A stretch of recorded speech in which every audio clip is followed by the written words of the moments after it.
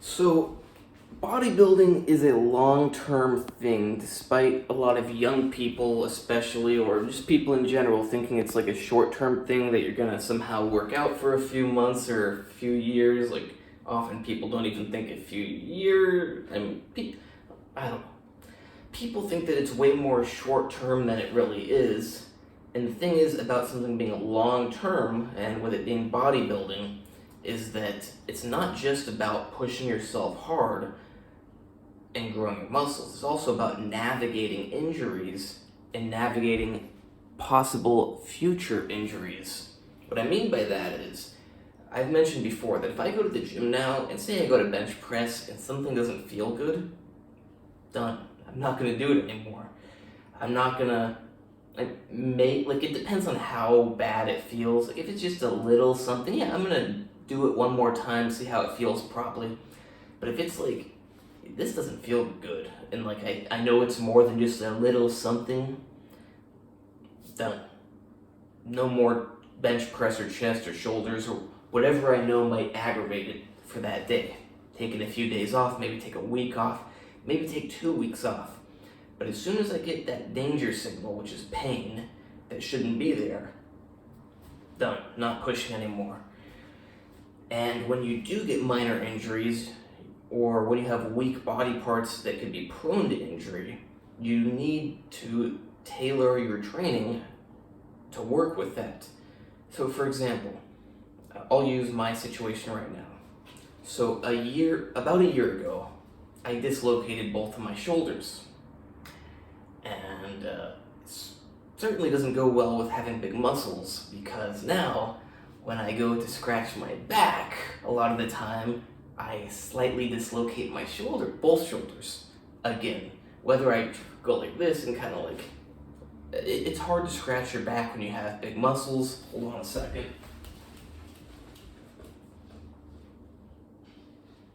You really need to invest in one of these. I don't know if you could hear me, but you really need to invest in something to scratch your back, or you find like a corner, and then you go like.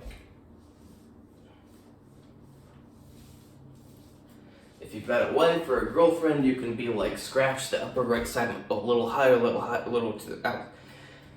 But yeah, especially after dislocating my so I've had the difficulty scratching my back for a while, but now that I dislocated my shoulders, they keep popping out again, and it's not good. And also, it's not good. So what I currently need to do, considering bodybuilding is a long-term thing, is I need to work on strengthening my shoulders. It kind of works out well because my shoulders are kind of small right now anyways. I haven't worked out shoulders in a long time, plus they've always been a weaker body part of mine. But the most important, so I plan to work them out more to grow them this summer, but most importantly, I need to work them out more to make everything stronger and tighter. And I need to stop trying to scratch my back and just use my stick, because I don't know, maybe I just am too determined, so like I'll reach around and then like I use my fingers to like get my arm further back, and I shouldn't do that. So yeah, I need to work on shoulder health. Maybe you have a little knee problem. You gotta work on that. Maybe you wanna just go to the gym and you do your bench press, you do whatever your favorite lifts are, but you can't. You gotta focus on the important stuff. And then as much as you can do the other stuff, you do the other stuff. But number one is focusing on your overall body health. Because if something gets a big problem, you're done. I mean, not done forever necessarily. You see? I like go to, and I even push my arm to get, but I need to just grab this thing.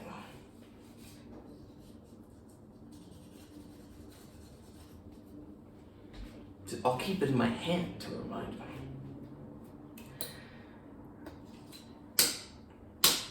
I don't want to break it. I cracked it a little one time. So yeah, you gotta work on your weak parts. Have fun in the gym, of course, but do what you need to do, not just what you want to do. I don't want to just go in the gym and do a bunch of bench press. But guess what? I need to go into the gym and do shoulder press and side raises. I could even feel it a little bit just raising my shoulder. Like, I've had a lot of shoulder injuries, plus they're not the most, they were probably fine developed before I got the injuries, but then I got all the injuries and they got underdeveloped. I don't know. But today they're way underdeveloped to the point where if I'm even just trying to reach over for something, I can feel that my shoulders are not the most stable. If I just hold my arm up. Right now it's fine, but it's starting to a little bit right here. But it will start to shake. It doesn't feel not important for you. Point is, you gotta identify the risks you have and work to make them as low of a risk as possible. Of course, you could just go and do everything you want to do in the gym, get the injury, then take the time off, but I think it's better to, work out the stuff you want to work out a little bit less and work out the stuff you need to work out a little bit more and stay uninjured, able to go to the gym, because going to the gym and doing what you don't really want to do is a lot better than not going to the gym at all. So keep an eye on your body, strengthen what you need to strengthen, and generally it's the tendons, ligaments, and cartilage which are going to fail, not the muscles, and they heal a lot slower than muscles, which means you can't be doing as much damage. So you want to probably do lighter weights, not because lighter weights are good for muscle or something. No, it's because you're not looking to stimulate and grow and strengthen the muscle. You're looking to stimulate and grow and strengthen the tendons and ligaments and cartilage, and they can't handle nearly as much as the muscle. I have another video on this, but there's a difference in recovery time.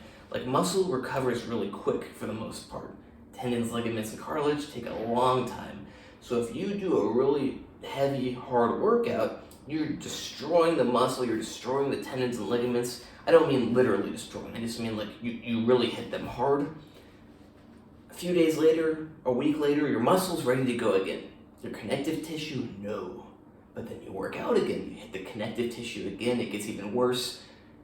Then you wait a little while until the muscle's ready, and you do it again, connective tissue gets worse and worse and worse, because the muscle can keep getting ready and ready and ready. Connective tissue needs more time. I'm tired of speaking. Please like, subscribe, and comment. Check the description for some links.